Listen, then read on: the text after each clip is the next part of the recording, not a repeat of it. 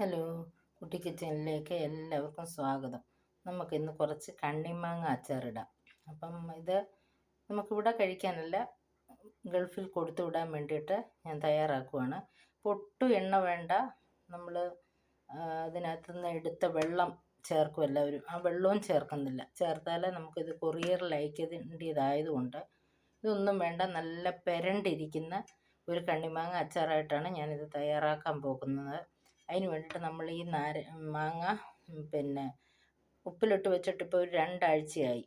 അപ്പം അത് വെള്ളമെല്ലാം കളഞ്ഞ് നമ്മളിത് വിനാഗിരി ചൂടാക്കിയിട്ട് ആറിച്ച് അതിൽ കഴുകി വൃത്തിയാക്കി ഇത് വെച്ചിരിക്കുവാണ്. ഈ കണ്ണിമാങ്ങ ഇതിനകത്തെ വെള്ളം അതിലത്തേത് കളഞ്ഞു.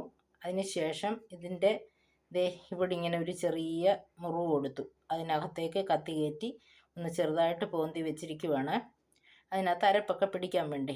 എന്നിട്ട് നമ്മൾ വിനാഗിരി ചൂടാക്കി ഇതിലൊഴിച്ച് കഴുകി ഇത് വെച്ചിരിക്കുവാണ്.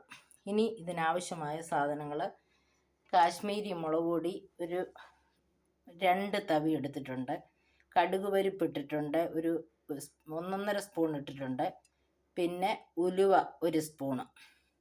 ഇത്രയുമാണ് ചേർത്തിരിക്കുന്നത്. ഇനി നമുക്ക് ഇതിനാവശ്യമായ കായപ്പൊടിയും കൂടെ ചേർക്കണം.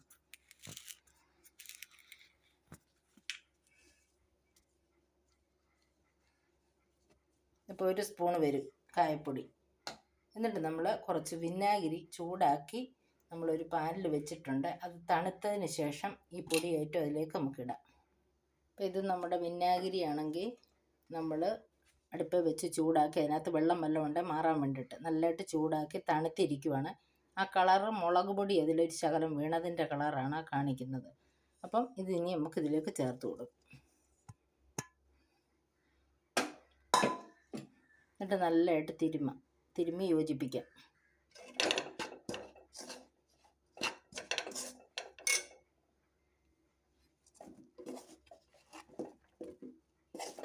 നമുക്ക് ഈ മുളക് പൊടിയും കായപ്പൊടിയും ഉലുവപ്പൊടിയും ഇതെല്ലാം കൂടെ നല്ലതുപോലെ മുളക് പൊടിയും കൂടെ ഒന്ന് മിക്സ് ചെയ്തിട്ട് കാണിക്കാം.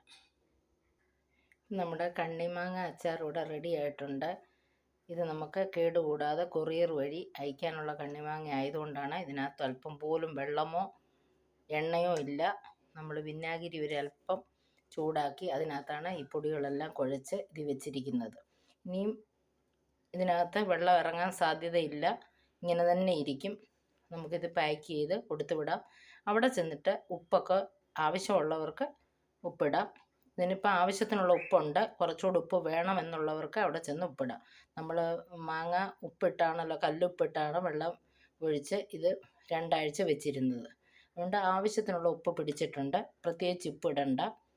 ഉപ്പ് അഥവാ ഇടുവാണെന്നുണ്ടെങ്കിൽ നേരിട്ട് ഉപ്പിടരുത്. നമ്മൾ ഒരല്പം വിനാഗിരി പാനിനകത്ത് ഒഴിച്ചിട്ട് അതിനകത്ത് ഉപ്പിട്ട് അതൊന്ന് തിളച്ച് ആറിയതിന് ശേഷം വേണം ഇതിനകത്ത് ഒഴിക്കാൻ.